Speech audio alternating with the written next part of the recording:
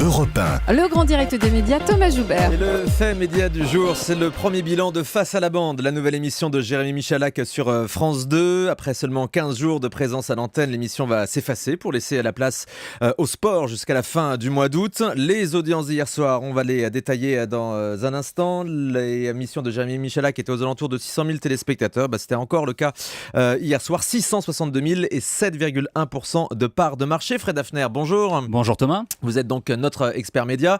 Je disais, l'émission va s'arrêter pour laisser la place à du sport.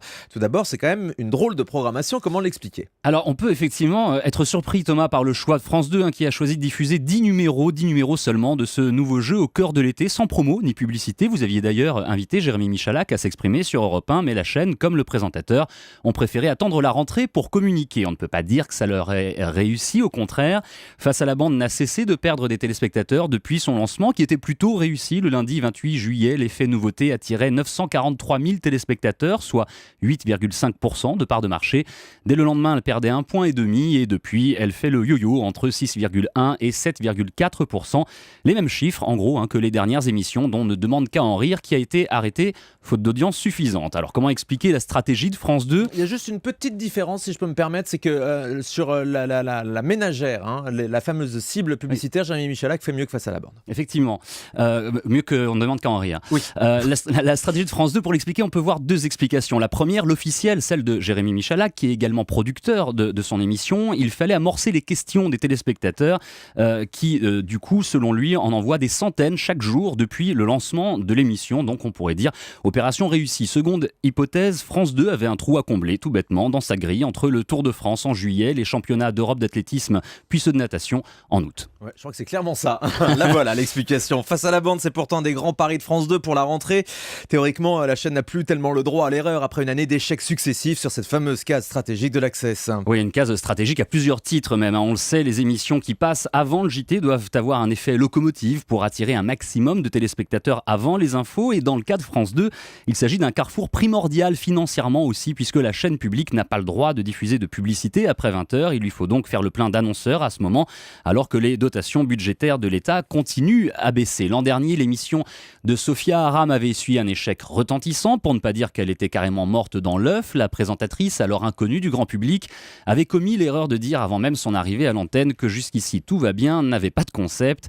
Et c'est effectivement le sentiment que l'on a eu en la regardant. Appelé en urgence pour la remplacer, le pompier Laurent Ruquier, pourtant très populaire, lui, n'avait pas réussi à sauver les meubles avec l'émission pour tous, qui ressemblait un peu trop à ce qu'il a l'habitude de faire depuis des années, commenter et jouer avec l'actualité entouré de la même bande de chroniqueurs qu'à la radio.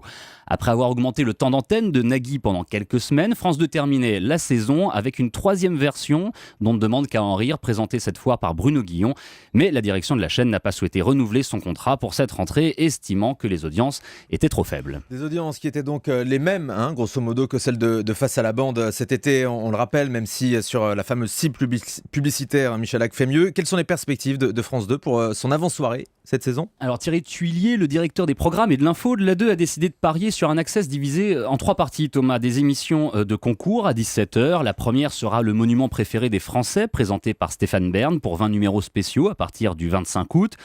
Jérémy Michalak est Face à la bande, donc à 18h. Et le jeu de Nagui, on n'oublie pas les paroles, à 19h, scindé en 2 numéros par jour, histoire de caler de la pub entre les deux. Face à la bande sera bien là à la rentrée. La direction de France 2 a promis de laisser à l'émission le temps de s'installer. Quelques ajustements sont malgré tout prévus pour les prochains enregistrements qui sont d'ores et déjà programmés pour fin août. De son côté, Jérémy Michalak, que nous avons pu joindre, est confiant. Si les audiences de ces 2 semaines de test sont loin d'être formidables, vous le disiez tout à l'heure, elles sont plutôt bonnes sur les ménagères, ce qui est plus important puisque, on le sait, les ménagères que Médiamétrie appelle également les femmes responsables des achats, c'est un peu le nerf de la guerre. Rendez-vous donc le 25 août sur France 2 pour le lancement de cette tranche repensée, réorganisée.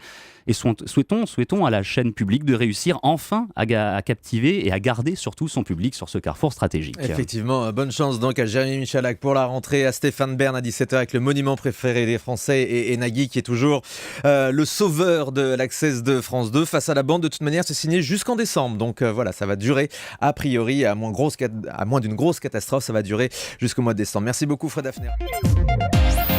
Europe 1.